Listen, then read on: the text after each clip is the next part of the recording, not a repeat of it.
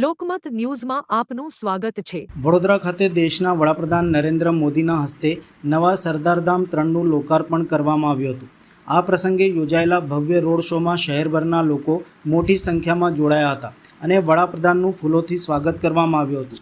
Road show દરમિયાન વિવિધ સ્થળોએ કાર્યકરો અને નાગરિકો દ્વારા ફૂલવર્ષા કરવામાં આવતા માર્ગો ઉપર મોટી માત્રામાં ફૂલો અને કચરો એકત્રિત થયો હતો।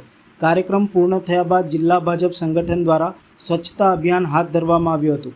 પ્રાપ્ત માહિતી અનુસાર અંદાજે 150 કરોડના ખર્ચે નિર્માણ પામેલા સરદારધામ 3ના લોકાર્પણ પ્રસંગે વડાપ્રધાનનો ભવ્ય રોડ શો યોજાયો હતો। પશ્ચિમ બંગાળ ચૂંટણી બાદ વડોદરામાં આગમન નિમિત્તે જિલ્લા અને મહાનગર ભાજપ દ્વારા વિશેષ આયોજન કરવામાં આવ્યું હતું।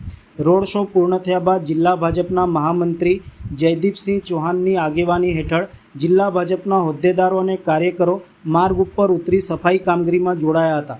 કાર્યકરોએ સફાઈ કામદારો સાથે મળી રોડ ઉપર પડેલા ફૂલો અને કચરો એકત્રિત કરી માર્ગોને સ્વચ્છ બનાવ્યા હતા।